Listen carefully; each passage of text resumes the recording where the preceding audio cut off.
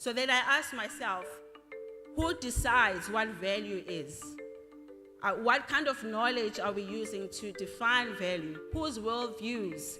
So when I started taking a step back and looking at the meta level of governance, the worldviews, the discourses, the epistemologies of the people in power that make decisions and that shape how we must all see governance, I started realizing that this is what we've been missing, because we always complain that things are not changing on the ground. And we're also always trying to find solutions in the ground without taking a step back and interrogating these meta-level processes that shape, in the first place, how we ought to see governance. I really wanted to take the opportunity to share some of the findings that I'm seeing from my own work and the work that's taking place within my networks, within the Western Indian Ocean from over the past decade, and also to really talk about how can we speak about transformative ocean governance, because I keep hearing about solutions, but I'm not hearing much about what are the processes that need to take place to make sure that those solutions don't perpetuate the mistakes that governance made in the past of leaving certain people behind.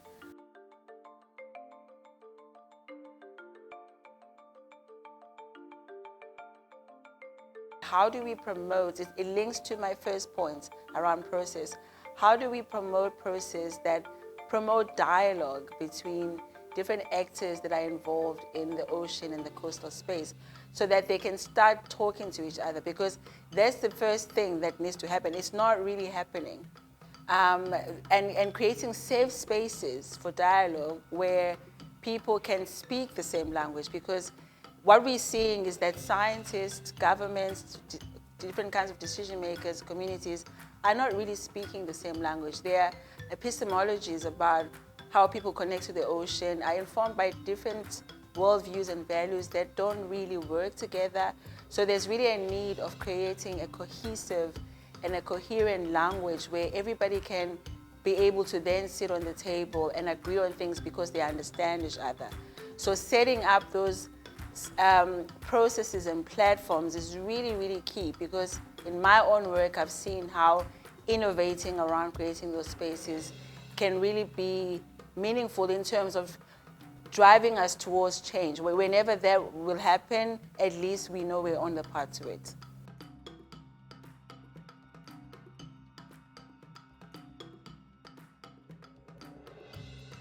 The WIOMSA Symposium is it's a premier event in the region, and I think it transcends the WIO region, because, for instance, at the symposium we have people from all over the world, which just shows you the impact of WIOMSA. And WIOMSA is the biggest network of scientists that I know of that is really like promoting ocean science, but not just working with scientists, but really providing the space, exactly what I was talking about, that we need spaces for dialogue, for people that don't necessarily talk to each other, to be able to meet and hear what is going on and what people need to be paying attention to.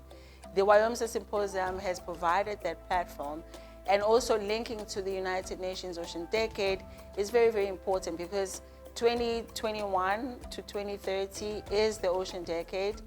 We have all these global targets for 2030, the SDGs, we have the UN Ocean Decade. So it makes sense that WIOMSA would align itself as an Ocean Decade activity, because a lot of the science to policy that's coming out of this conference is going to feed directly to the priorities of the UN Ocean Decade. WIOMSA is really about finding these connections and creating these connections within people working in an ocean to really promote better governance of resources. And governance, when I joined WIOMSA, was not a big term, and now many of us are really thinking about how do we transform governance. So just listening to the conversations, and not just of people that are practitioners or decision makers or scientists, but also looking at the work that's coming out of the students, pointing us to the very same direction. So I'm very, very excited to carry on those conversations beyond the symposium. We've already exchanged details with various people in the region about how we need to have a conversation about how we can actually work together and because WIOMSA has built networks within its own network. There are other smaller networks, but we feel that the governance network needs to be solidified, and just to be able to identify people that are saying, let's do it, is really exciting for me. So I'm looking forward to seeing what happens post the symposium.